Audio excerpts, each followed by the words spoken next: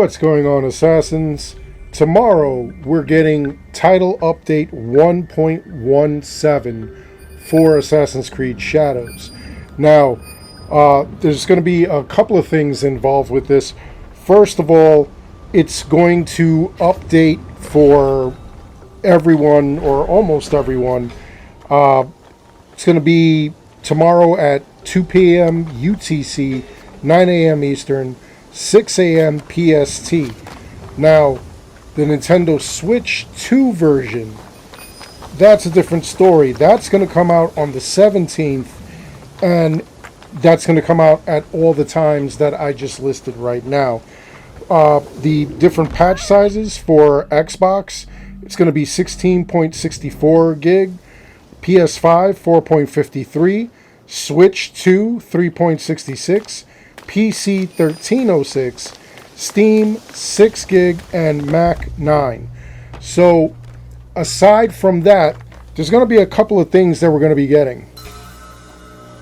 Now, some of the highlights are going to be new finisher animations, in which they're going to be bringing new finishers to combat. We're not just going to have the same ones that Noe or Yasuke have always done.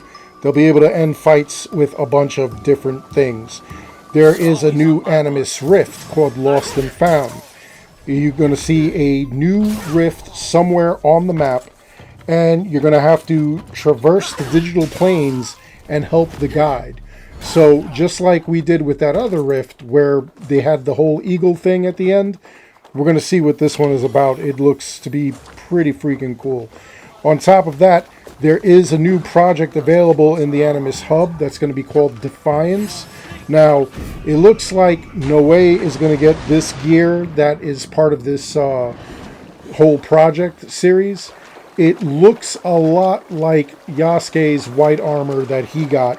So she's going to be getting something new.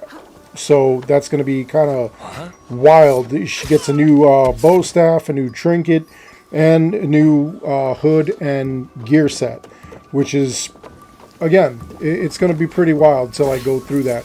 Hopefully you did not do any of the things for the bi-weekly reset. We know that it came out Sunday night, or middle of the night for us who are on the East Coast of the United States. So yeah, I didn't touch it. I don't plan on touching it until tomorrow after the update, so that way I could dive right in and start collecting a bunch of prizes. And then, later on in the week, we'll see what happens there. Now, they have Vault access in the Animus menu. Quick access for the Vault has been added to the Animus menu while in gameplay for easier access to the future. New resources available in the exchange. Gold, Mastery, and Knowledge points are now available as part of daily offers, which can be purchased repeatedly with keys.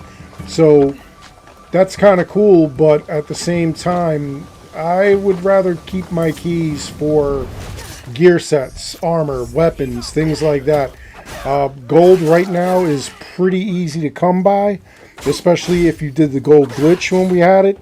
And other things like knowledge points, those are even easy to come by if you just complete all the kata and things like that you find as you're running around.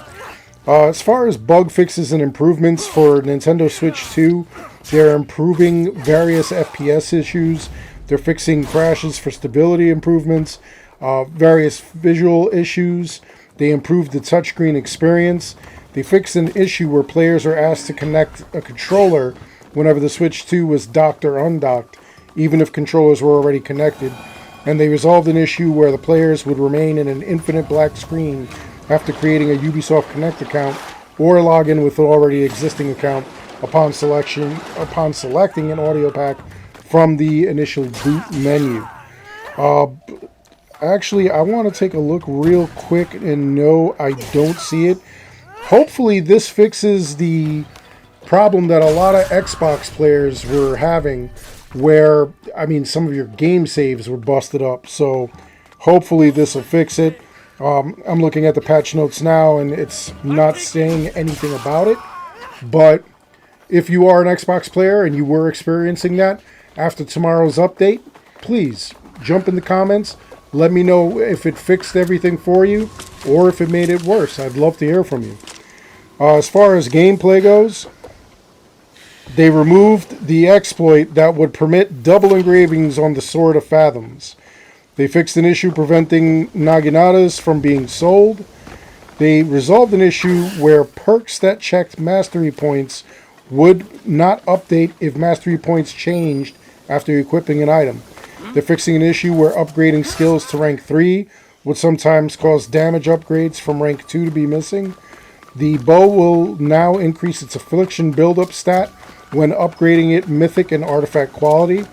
Perks with affliction effects now have dynamic wording that specify which affliction they apply based on the item that they're engraved on. So it'll tell you now what affliction jumps on it. It won't be random unless you have that one trinket that actually does give a random affliction.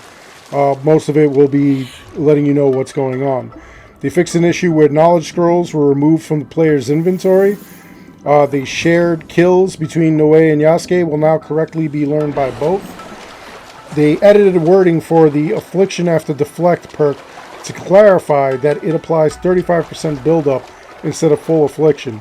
They ensured that Restore 6% health with Posture Attack is present for all critical damage and health gain engravings for all weapons when equipped. Now, in Claws of Awaji, they fixed an issue where players with 2 copies of the game, one with the Claw of Awaji expansion and one without, would permanently lose the ability to fast travel to the island of Awaji when switching between the 2 editions of the game. So, if you owned it on Xbox and you owned it on PS5 and you're switching back and forth, this basically resolves that issue where, you would lose the ability to fast travel.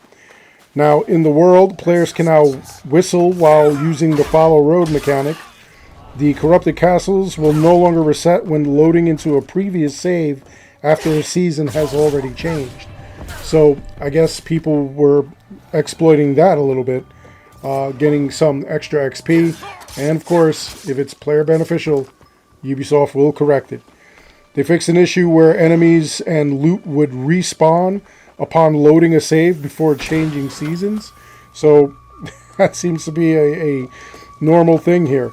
As far as visuals and graphics, they adjusted some facial animation for Noe or Yasuke that looked unnatural during all cinematics when a hood was equipped. As far as UI, they corrected inconsistencies between the smuggled rewards shown in the UI at the end of season and what was truly received. They fixed inconsistencies with smuggled rewards UI when the stables are upgraded. They corrected location name for the lumber camp in Japanese. I guess they had to fix that.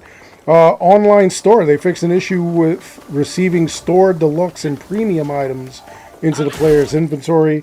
As far as PC specific, they fixed input issues where rebinding on mouse and keyboard, and they improved FPS stability on the PC. Now, here's a couple of extra things that they fixed, so keep in mind, these are spoilers.